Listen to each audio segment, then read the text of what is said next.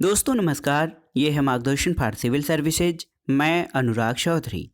दोस्तों जीएस दृष्टि भारत के भूगोल के अंतर्गत आज की वीडियो में आप पढ़ेंगे भारत में सिंचाई के साधन, उत्तर प्रदेश में सिंचाई के साधन, भारत की महत्वपूर्ण बहुउद्देशीय नदी घाटी परियोजनाएं और भारत की नदियों तथा झीलों से संबंधित महत्वपूर्ण प्रश्न जो आपके आगामी विभिन्न परीक्षाओं के सामान्य अध्ययन के साथ साथ एलटी ग्रेड परीक्षा, TGT, PGT, government inter college प्रवक्ता, government degree college assistant professor आदि परीक्षाओं के भूगोल विषय के लिए बहुत ही उपयोगी है। तो आइए शुरू करते हैं आज का वीडियो।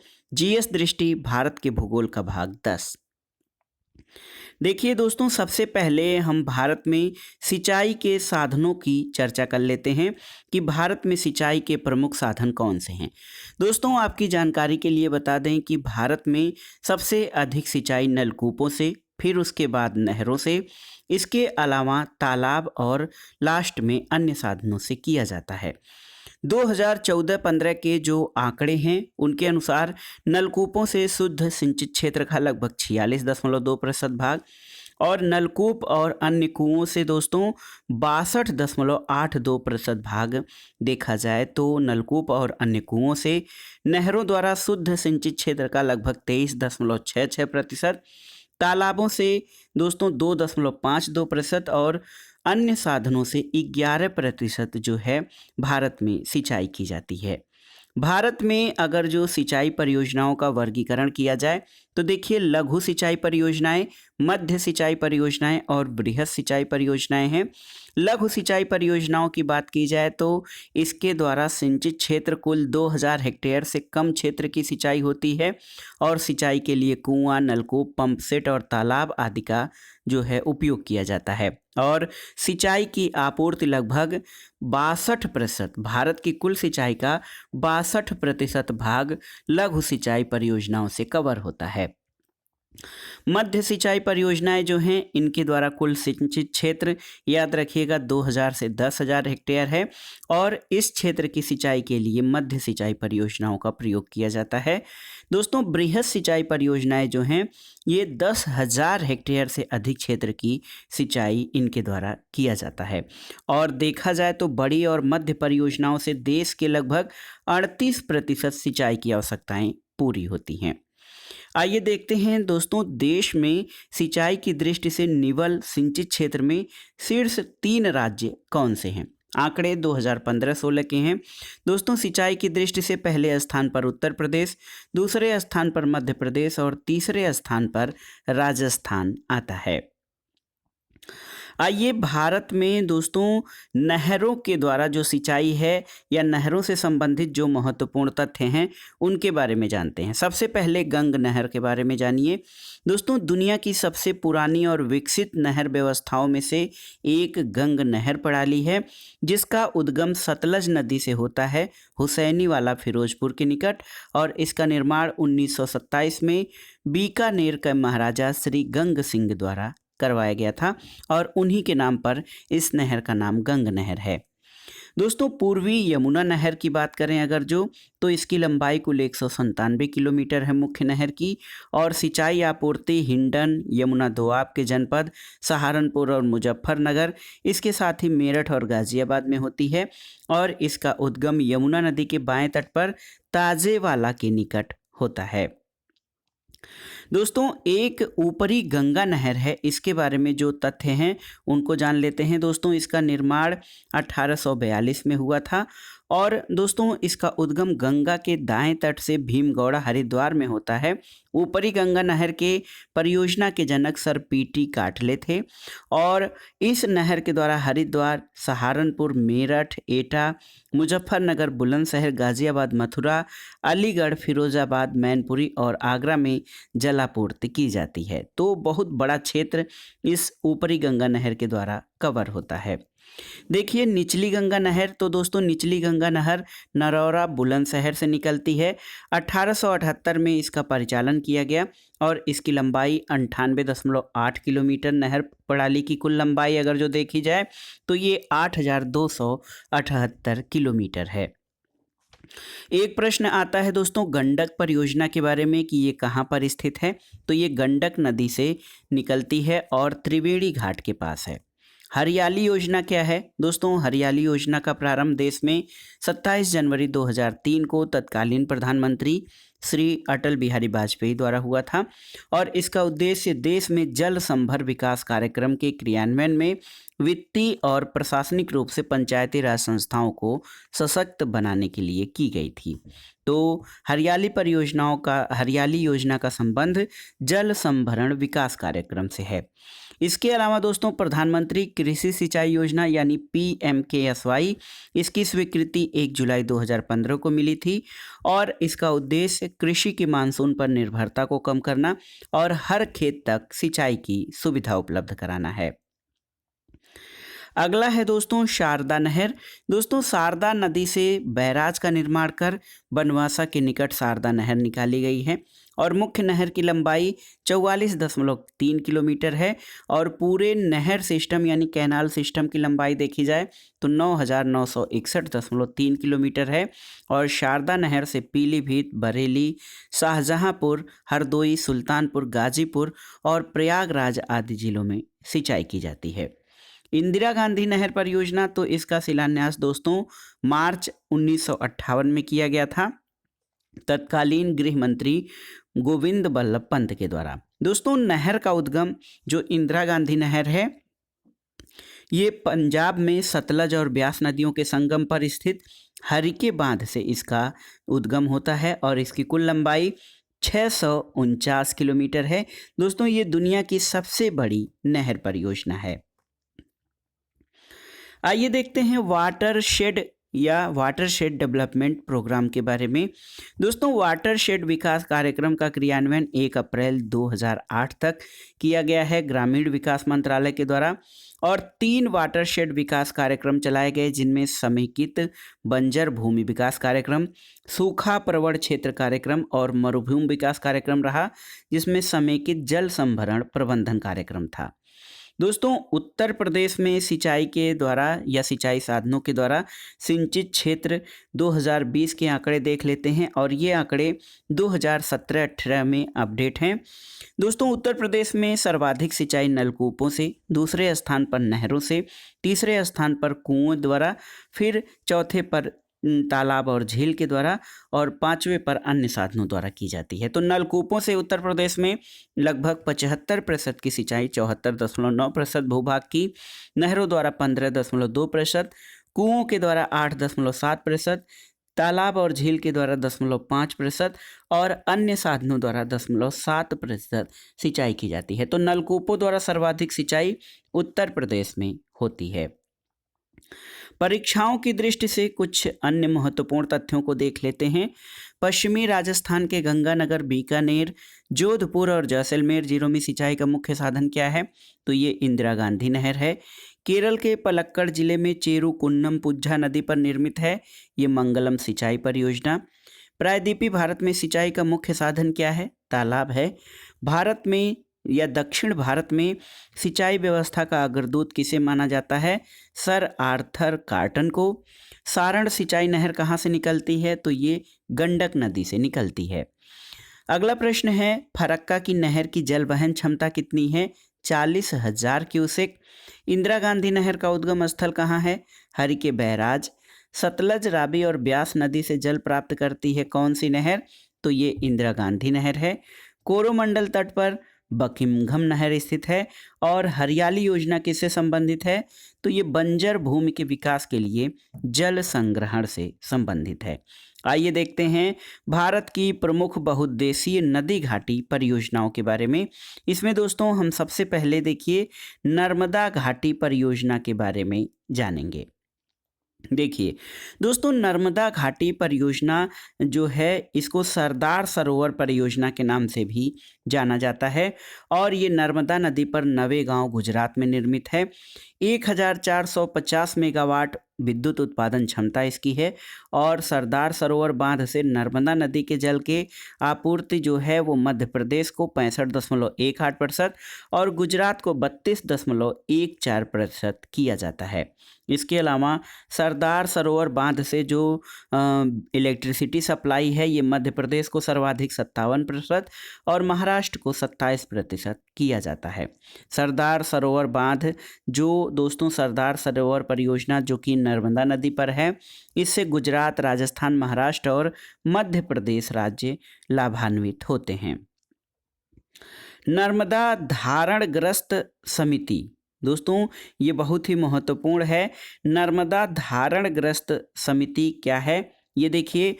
1986 में महाराष्ट्र के धुले जिले में समाज विज्ञानी मेधा पाटेकर द्वारा इसकी स्थापना की गई और इसका उद्देश्य सरदार सरोवर परियोजना का विरोध करना था।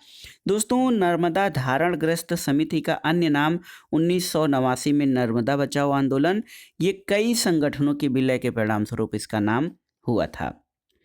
आइए देखते हैं इंदिरा सागर परियोजना के बारे में। दोस्तों देखिए इंदिरा सागर परियोजना जो है ये नर्मदा नदी पर खंडवा जिला मध्य प्रदेश में है।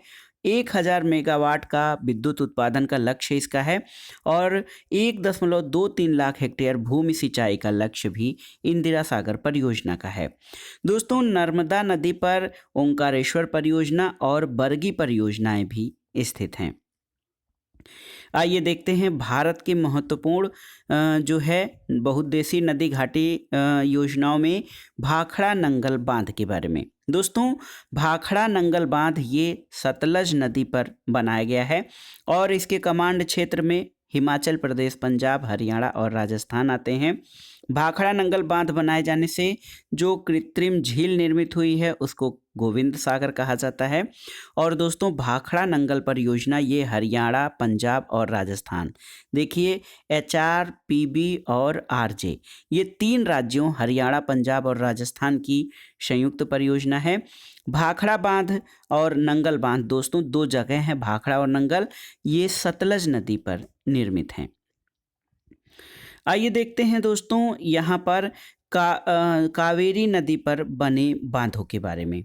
देखिए दोस्तों कावेरी नदी पर बने जो बांध हैं उनमें देखिए कृष्ण सागर बांध, कृष्णराज सागर बांध जो कावेरी नदी कर्नाटक पर है और वृंदावन उद्यान से संबंधित है।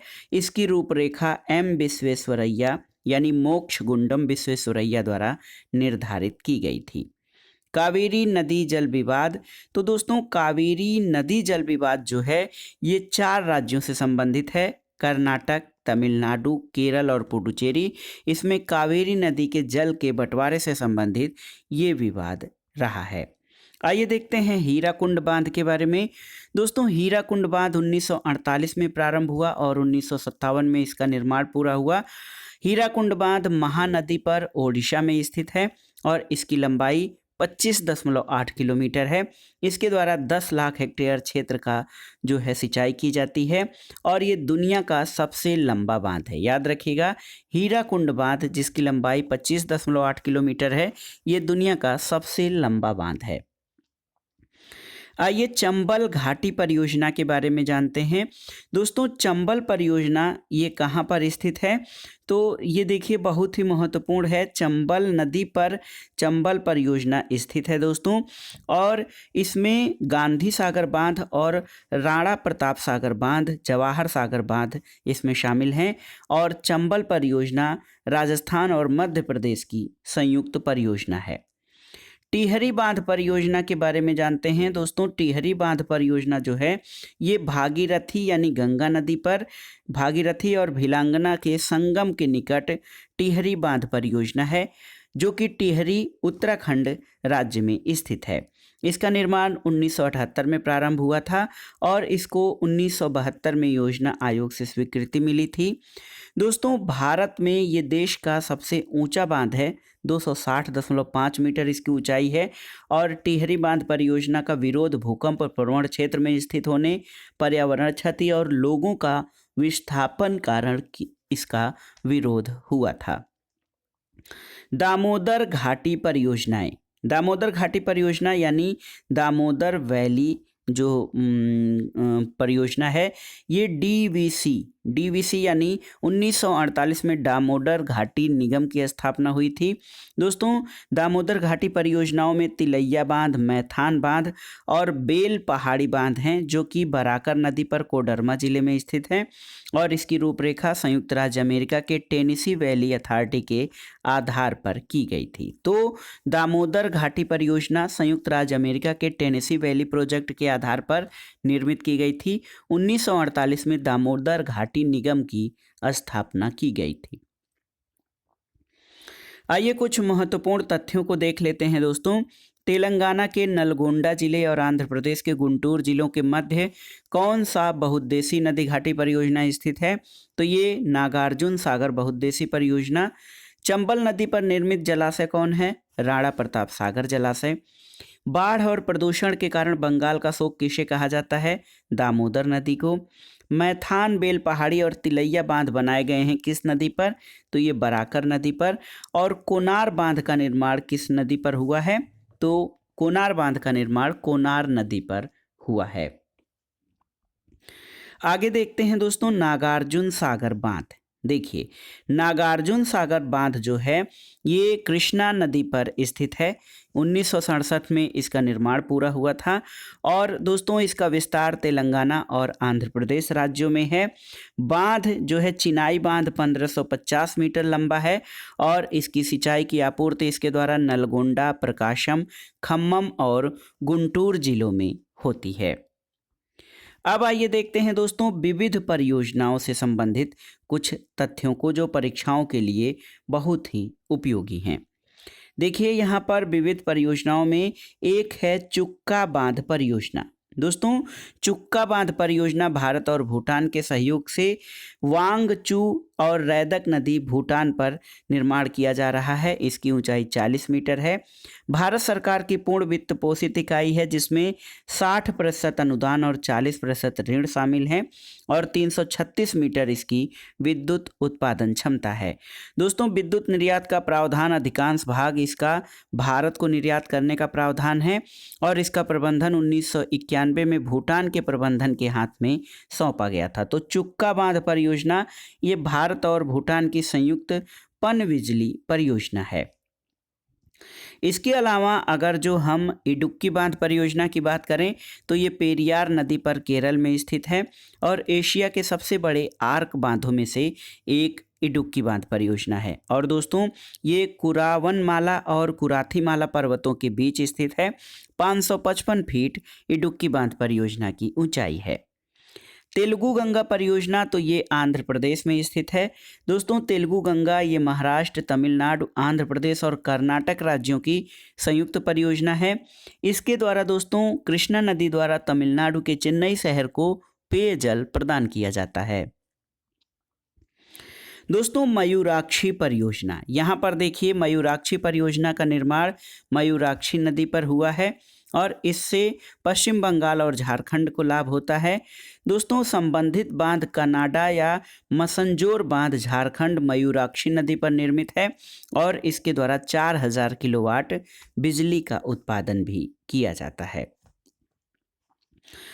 एक कालपोंग जल विद्युत परियोजना है। तो कालपोंग नदी पर दोस्तों कालपोंग जल विद्युत परियोजना बनाई गई है और ये प्रथम जल विद्युत परियोजना है अंडमान और निकोबार द्वीप समूह की। तो याद रखिएगा कालपोंग जल विद्युत परियोजना कालपोंग नदी पर निर्मित है जो अंडमान और निकोबार द्वीप समूह की प्रथम जल विद्युत परियोजना है। यहाँ पर आइए देखते हैं दोस्तों रिहंद परियोजना जो उत्तर प्रदेश की महत्वपूर्ण परियोजना है। इसका अन्य नाम गोविंद बल्लभ पंत सागर परियोजना है जिसका निर्माण रिहंद नदी पर किया गया है और ये उत्तर प्रदेश के पिपरी सोनभद्र जिला उत्तर प्रदेश में स्थित है। दोस्तों बांध जो है ये 934 मीटर लंबा 91 मीटर ऊंचा है जो रिहंद बांध है और 300 मेगावाट जल विद्युत उत्पादन क्षमता है ओबरा में।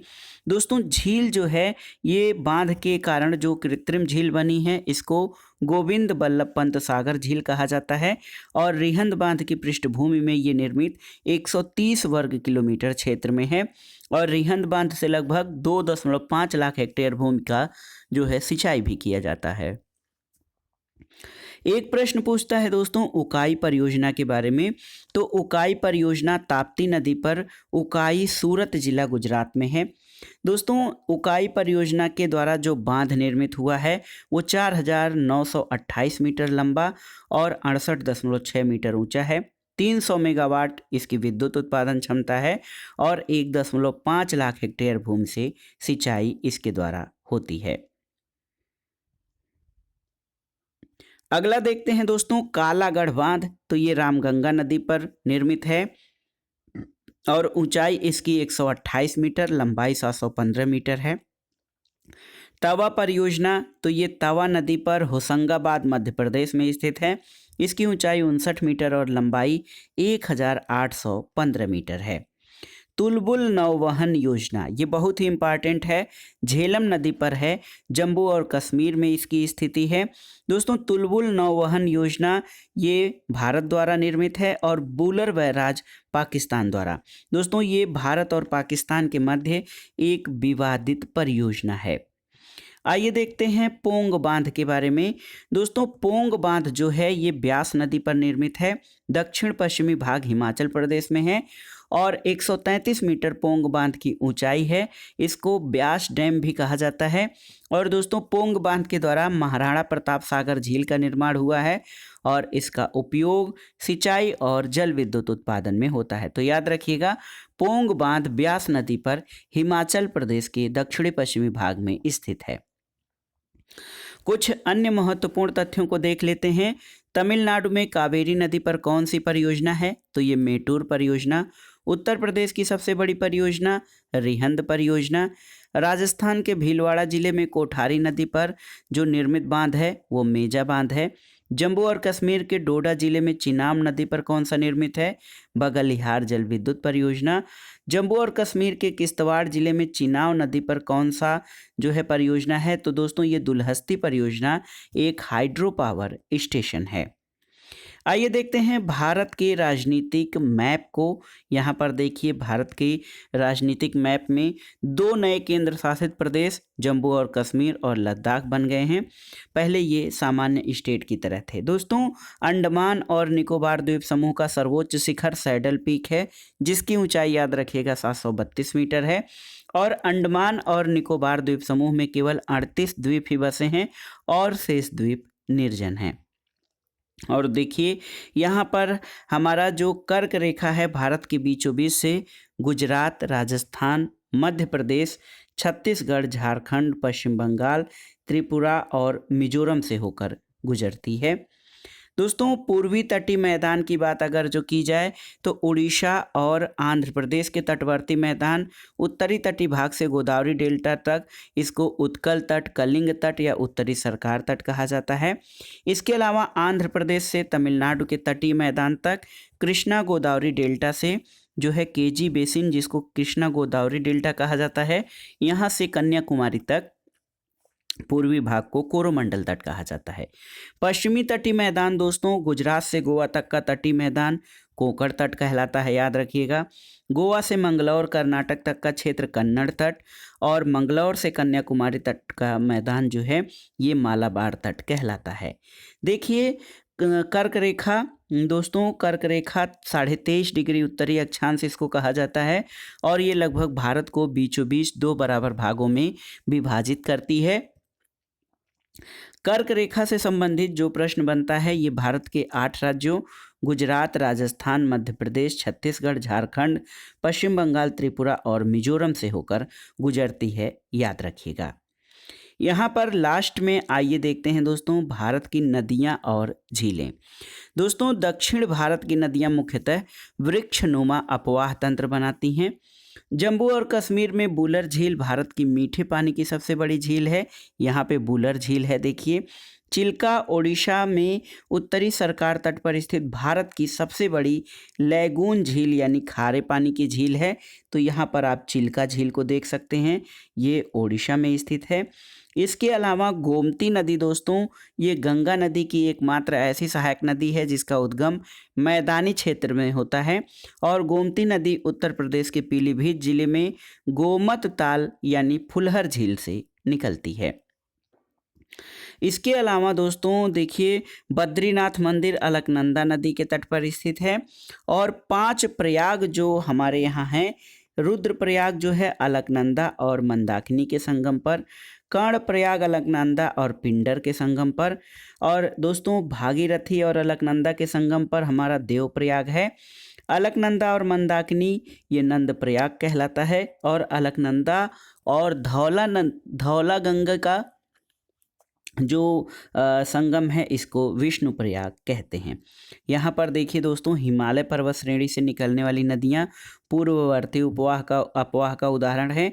और भारत से उद्गमित तथा भारत में प्रवाह वाली सबसे लंबी नदी गंगा है, जिसकी लंबाई 25 km यानी 2525 किलोमीटर है। आप यहाँ पर भारत में बहने वाली प्रमुख नदियों को आप देख सकते हैं। देखिए यहाँ पर हमारे जम्मू कश्मीर, हिमाचल प्रदेश, और देखिए यहाँ पर सिंधु, झेलम, चिनाब, रावी, सतलुज और ब्यास नदियाँ हैं।